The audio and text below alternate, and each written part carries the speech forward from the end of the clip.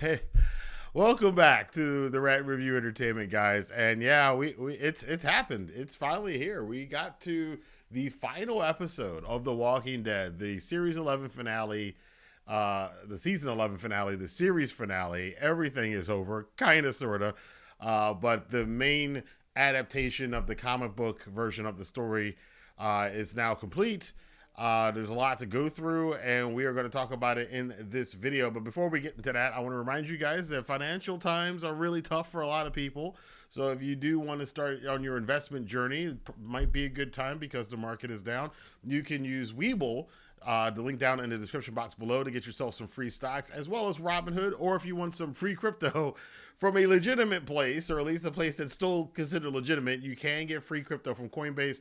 As always, I'm going to suggest that if you do get crypto online, that you do take it offline to store it so it is safe. But that being said, now let's talk about the final episode of AMC's The Walking Dead. So while I have not been the hugest fan of season 11, especially now looking back at it, the first third of it, the second third I thought was better. And this last third, this last C section of season 11, I thought the last 3 or 4 episodes really started hitting. And again, there's something I'm going to bring up right now that is the reason why this finale felt really good. And it felt like watching an older version of The Walking Dead from years ago when even back before I started getting into it. And it's the sense that anybody could die. It was the final episode, yes, and it was that kind of thing that, okay, it's the last episode, anybody's on the chopping block except for, of course, Maggie, Negan, and Daryl, who have shows coming up after this. But everybody else, there was a lot of speculation about Rosita and Ezekiel and Eugene and so on and so forth. And we did get right into it from the jump. Luke, poor Luke. We have been wondering for the entire year, where is Luke? He shows up out of the blue with his girlfriend. They're in a couple episodes or a couple scenes, and then he gets to death right at the beginning of this episode after the opening credits, which they did have a final orchestral rendition of their Walking Dead theme in the final credits, on the final opening credits. But we got to see that. We got to see Luke meet his demise, his girlfriend meet her demise. And I mean, that was pretty shocking. And for the first time really in a long time, that group of Luke and Magna and Connie and Kelly and Yumiko that we all met near the halfway point of season 9 after Rick left. They were part of this new era of The Walking Dead, the final era of The Walking Dead. We haven't gotten a lot of them together as this little group inside of the group for a long time. So seeing them come together in Luke's death scene on his deathbed and, having him go out the way that he did and the way that they portrayed it, the way the actresses were, it was just emotional.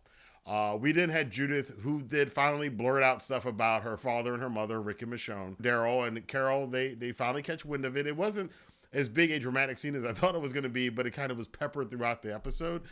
That was big, and I would be remiss by not talking about the biggest death in the episode, the biggest death that we really had since the Pike scene in season 9, and that was Rosita. So there was a lot of speculation from the fans that Rosita would be one of the people that was going to die. So we do get this scene where she does find Coco. She does save Coco. By the way, the babysitter is the MVP of that whole thing because the babysitter flips the crib over to give some protection to the baby, the infant. And you got walkers going after children. I was like, boy, this is getting dark really quick. Rosita kind of wipes out everything. Bear Mama coming through, gets her kid. Her and Gabriel and Eugene are trying to escape this whole thing. The streets are filled with walkers. They're climbing up this pole. And Rosita with Coke, I didn't even realize that she had the baby. Or I guess I think she had the baby on her. But she falls in, and there's a Rosita slow motion. And I'm like, oh, damn, they're going to do Rosita like that. But no, It was a fake out. She busts through the walkers, starts slicing them, dicing them, climbing up, gets her butt up there, saves her kid, saves everything, and we're like, oh man, they faked this out. But then, no, it wouldn't be The Walking Dead without faking you out twice. And a double fake out. I think this is not like the Glenn fake out, which was poorly done. This one actually was kind of well done. We find out a little bit later on, after everything's kind of calmed down a little bit for them, that Rosita reveals to Eugene that she actually was bit while she was covered by those walkers, which makes total sense. For her to come out of that unscathed didn't make any sense. And she did get bit, and she was going to turn slowly. And we'll come back to that when we get nearer to the end of the show. Ultimately, with everything else, Mercer and most of the rest of the crew, they're trying to make their way through town and try to save everybody. But Pamela Milton has got her soldiers protecting her estate. And meanwhile, there's all of these people, her people, the people she's supposed to govern, trying to come in for safety because the horde is coming after them, and she won't open the gates, and in fact is shooting people who try to climb over the wall, which is ridiculous. Then we start getting into a couple of Easter eggs and a couple of things that I didn't notice on first viewing, but then kind of thought about later on. One of them is that during this whole thing, there's this big standoff with Pamela Milton's people and Mercer and our crew. And there's all of these citizens at the gates, and she won't open the gates. Gabriel goes and has his moment and goes to open the gates. And it wasn't until a little bit later that I realized this is a total payoff for Gabriel's character. When we met Gabriel back in season 5, he told the story about how he had locked his congregation out of the church when the walkers were coming to save his own hide. And here at the very end, Gabriel's one of his last real defining moments, he's the one that opens the gate. That was very poetic the way that they did it. Very well done. We then get this other Easter egg where Daryl comes in and everybody's kind of pointing guns at each other. And Daryl's like, look, he basically gets a version of Rick's speech from the comic books, which ends with, "We are not the Walking Dead. That's the enemy over there. We're not the enemy to each other." And that unites everybody. Pamela Milton is going to have to deal with her stuff. Mercer goes to arrest her. She then kind of moseys herself over to the gate as all of the people come in. They close the gates. The walkers are there. And she sees Hornsby as a walker who's trying to get her through the gate. And it looked for a moment like they were going to give her the Carol death from the comic books of her letting herself get bit by a walker on the chin, just like Carol did in the comics. But no, Maggie winds up sniping Hornsby as a walker. So Maggie 2, Hornsby 0 for this whole thing. So Pamela winds up getting locked up. Unlike Negan, though, I don't think that she's ever going to get out and be able to redeem herself because there are no more episodes of the show. So I'm going to assume that she's just going to wind up being locked up forever. I mean, she did some pretty heinous things. Mercer pretty much listed all of her crimes. And we finally get a resolution to this Commonwealth thing, this classism storyline that they've been telling throughout season 11, which I think ended in a better way than it ended before. Again, you do have the social commentary that, she was trying to build up the same world the way it was before, as far as the elitism and the classism and all this stuff. And I think when they spun it to that direction, as opposed to making it too on the nose political about certain political philosophies, I think it works a lot better when you just keep it to this class system thing of, the haves and the have-nots and how the haves can abuse the power that is given to them. Now, for my fans who are coming over from the Pro Wrestling Channel, a very funny thing happens in the middle of this as our group kind of unites with the Commonwealth to fight off this final horde of walkers. They play Cult of Personality as they set up this whole explosion scene, this really big fuel explosion that they polluted the fountain in the middle of the square with gasoline and lit it and blew up everything and blew up all the walkers, which was probably the best CGI scene to Walking Dead, who's been questionable at times in the past with their CGI. But they did a good job with this one. And Cult of Personality, CM Punk, for the wrestling fans, actually is a big fan of The Walking Dead. So that is a little bit of a nod to old Phil Brooks, who's not getting a lot of love in the wrestling world, but in the TWD universe, he's getting a lot of love. Negan and Maggie have a conclusion to the story. And Negan, and I touched on this in my last review of the prior episodes, Negan was put on his knees with his pregnant wife and about to be executed. And I said that it was very ironic how he wound up in that situation, given how we were introduced to Negan. And that was brought up in the conversation with Negan and Maggie. And he said, I now know how you felt. I was in that position, except for the fact that, no, his wife didn't die, his kid didn't die, or he didn't die. And, he apologizes. After all this time, he finally apologizes to Maggie for what happened with Glenn. And Maggie accepts the apology, but she comes to the thing is like, can I ever forgive you? No, she can never forgive Negan for what he did to Glenn.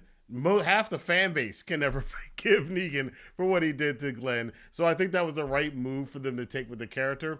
She does appreciate the fact that Negan is trying harder. He's trying to be a better person. He saved her son and all this stuff, but she will never forgive him for that. And this makes it very interesting where they're going to go in the future because of the Dead City series that Negan and Maggie will be in. For some reason, both of them wind up in New York. We didn't find out in this finale episode why they wind up there, except for a line that Maggie says they need to see more of the world outside of the Commonwealth and all the communities they've been in before. Another final scene we got, of course, was with Gabriel giving a prayer to Rosita as she was passing away on her bed. She did tell him during a dinner where she just wanted to remember the moment. And Eugene is there to do the deed. It had to be him. Another subgroup within the group having their closure. They did a good job of tying up a lot of these subplots and these subgroups in a way that I actually felt was satisfying. And Eugene, as the actor said, he was the last man standing out of that group. Really hard to see Rosita go, but it was a beautiful way that they let her go. That's why I guess the title of it was Rest in Peace, The Walking Dead. Finally, and I've noted and said that a lot of the reason why The Walking Dead hasn't felt as intense in the past couple of years as it had before is because, a lot of these characters weren't dying, but also that a lot of characters weren't put in situations where something bad was happening to them, especially the major characters. Yes, we lost Sadiq. Yes, we lost Alden, but they were not really well-established and loved characters like a Rosita, for instance. And Rosita, probably for the first time since, I would say, the Pike scene in season 9, where the Whisperers put Henry and Enid and Tara, which still shocks me to death. That still was a shocking one, Enid in particular. That was the last time we had major characters on the show die. So having that happen and with Lydia getting bit in the last episode and losing an arm, and Judith getting shot by Pamela Milton, and there was a decided amount of dread for a lot of characters that bad things happen to them, and of course with Luke dying and Rosita dying. So that was kind of closure with that. We do find out that we have a time jump to a year later, and Eugene and his woman have a baby, and they named the baby after Rosita, which I thought was pretty cool. And we see that Ezekiel is now the governor, which is a very interesting term to give him. That's an interesting title to give someone in this show. Ezekiel is the governor, along with the lieutenant governor, who is Mercer. And the actor did make a comment about in the Talking Dead post show that he used to have Shiva, who was an orange and black tiger, and now he's got Mercer as an orange and black replacement. That's actually a pretty interesting little parallel there. There were they did a lot of that in this show. We then had the conclusion with Carol and Daryl, and one of the more emotional scenes where they said goodbye to each other by the lake. Daryl, of course, is going off on his own adventures to see the rest of the world. It does seem a little bit weird, but then you have to remember that Daryl is not an original comic book character, so he's kind of like this weird character that's not in the comic books, and he's in the TV show, so he really didn't have a set storyline ever ahead for him. And he has been one of the biggest characters on the show, so him going off and having different adventures, apparently in France somewhere, is a new thing. They say their goodbyes. They finally say I love you to each other, which I thought was a touching moment. And, we see Judith and RJ looking out at the future, and Judith reminds us all of the words that Michonne said, I think it was in season 7, when her and Rick had this saying of, we are the ones who live. And the show pretty much ends with Daryl riding off into the sunset on his motorcycle, off to new adventures. Negan did leave the compass that Judith had given him behind, and he kind of walks off and does a nod to Daryl again. Not quite sure where Negan's going and why Maggie winds up with him. I guess we'll find out in the future. And then that's the end of the comic book adaptation of The Walking Dead on television. And then we get a nice little scene at the end where we have Rick and Michonne doing voiceovers to letters that they're writing to Judith. And through these voiceovers, we're seeing glimpses of all of the characters that have been on the show. I mean, there's just so many, obviously, from Lori to Carl, Herschel, and Beth, Tyrese, and T-Dog, and Sasha, and, just so many characters. Dale, Glenn, obviously. All of those characters were referenced in that montage that they had at the end. And it looks like that they were both sitting at a fire writing it with each other. But then we find out that Michonne's in one place, still looking for Rick. She apparently is a knight with a horse now. And she's got full-on armor. The horse has got armor. I guess it's from that crew that she met when she left the series in season 10. And Rick, we finally see Rick on screen for the first time since episode 5 of season 9. And he's on the dirty shore somewhere outside of a city and on the run, and the hair is back. The hair is back, and there's a helicopter that pulls up. The helicopter, and is again tying it all back together. And they're saying, Rick Grimes, give it up, and you can't escape the Civil Republic or something like that. And that's how we end the show with a glimpse into the future of spinoff, which will be Rick and Michonne's show, which will be coming out in about a year and a half. So I'm going to have to give my total thoughts on The Walking Dead as a series in a different video because there's so much to go over. But I will say, as far as a final episode to the series, I was very worried about how it was going to work out because I haven't been as blown away with season 11.